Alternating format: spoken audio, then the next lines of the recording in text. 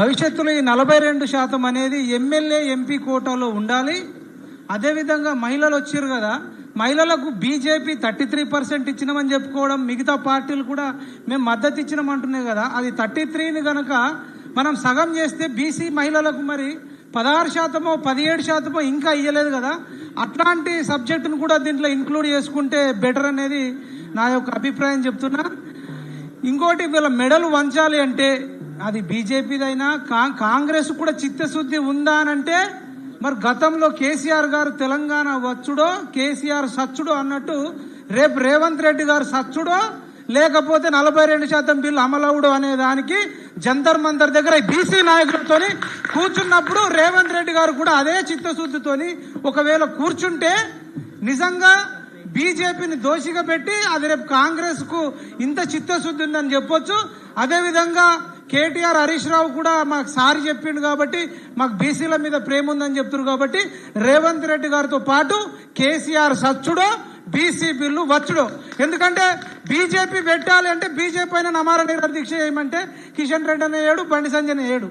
కాబట్టి చేయాల్సింది ప్రతిపక్షాలు. కాబట్టి వీళ్ళలో కూడా ఎంత చిత్తశుద్ధి ఉంది అని మనకు తెలవాలంటే, లేకపోతే నంగనాచ్ లెక్క పిల్లగా ఎత్తుకొని గిచ్చి మళ్ళీ వాడే జోలపాట వాడినట్టు ఈ లంగా మాటలు చేసిర్రా, వీళ్ళు నిజంగా మనస్ఫూర్తిగా ఉందా? ఈడబ్ల్యూఎస్ రిజర్వేషన్ రావడానికి రాత్రికి రాత్రి అయింది. ప్రతిపక్షాలు కూడా దాసరామ్ నాయక్ గారిని ఆహ్వానిస్తున్న వేదిక మీదకి. బహుజన ముక్తి పార్టీ అధ్యక్షుడు, నేషనల్ అధ్యక్షుడు దాసరామ్ నాయక్ గారు. అదేవిధంగా మహిళా బిల్లు కూడా మేము ఇచ్చేసినాం, మేము అందరం సపోర్ట్ చేసినాం అని చెప్పారు కదా. అరే మహిళా బిల్లు ఒకటి రాత్రిలో అయిపోతుంది, ఈడబ్ల్యూఎస్ బిల్లు ఒకటి రాత్రిలో అయిపోతుంది.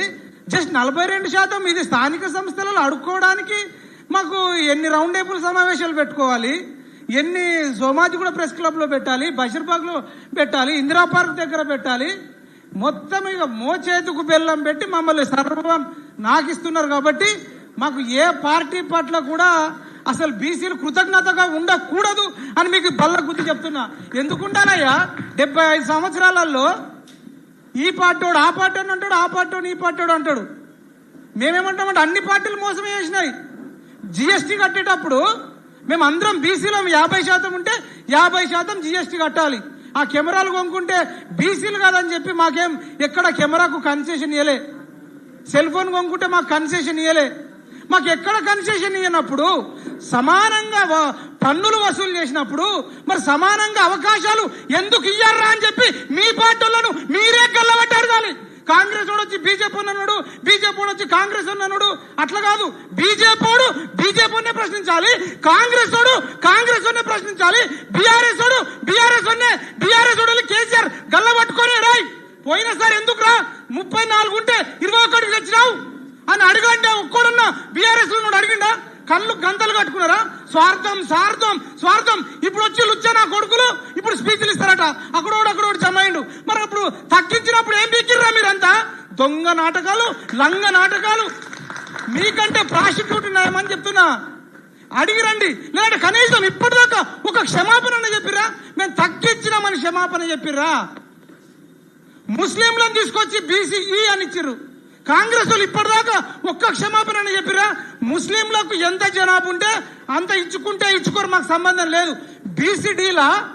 బీసీడీలా సగం జనాభా ఉంటది. ఆఫ్టర్ ఆల్ 7% అట. ఉన్న 7% సరిపోదు, మళ్ళా తీసుకుపోయి 4% ముస్లింలను తీసుకొచ్చి ఇస్తే మేము పీకనందుకు మీకు ఓట్లేయాలి? రాజశేఖర రెడ్డి తెచ్చిండు రాజశేఖర రెడ్డి ఉన్నప్పుడు తెచ్చిండు. కాంగ్రెస్ వాళ్ళు కనీసం ఒక్కసారన్నా సారీ చెప్పారు దీనికి? కాంగ్రెస్ వాడు చెప్పడు, బీఆర్ఎస్ వాడు చెప్పడు, ఇక బీజేపీ వాళ్ళు చెప్పరు. అందుకేనే మీరు ఏ పార్టీలన్నా ఉండండి, కొన్ని రోజులు మీరు కూడా యాక్టింగ్ చేయండి. రేపు భవిష్యత్తులో మనం బీసీ పార్టీలు అంటే ఏదన్నా పెట్టుకుందాం. అటువైపు ఉండండి, ఇటువైపు కూర్చోండి, అప్పుడు మనం ఏందో చెప్పుదాం. ఇంకా మనం బలంగా వెళ్లాల్సిన అవసరం ఉంది. మొన్న ప్రసన్న కృష్ణ ఎమ్మెల్సీ గెలవాల్సింది ఒక బీసీ బిడ్డ. 2 రెడ్డిలు పోటీ చేసిర్రు, అంజిరెడ్డి, నరేందర్ రెడ్డి. ఒక్కొక్కడికి 10,000 కోట్లు ఉంటాయి. ఈయన దగ్గర జేబులో 10,000 కూడా లేవు. ఈయన 63,000 ఓట్లు తెచ్చుకున్నాడు. మనం ఎక్కడ వెనుకబడ్డామంటే ఇంకా బీసీ భావాజాలం నరనరాల్లోకి ఇంటింటికి గడప గడపకు పోవాల్సిన అవసరం ఉంది. పోవాలి అంటే మనం ఫోర్త్ పిల్లర్ అంటే మీడియా అనుకుంటాం.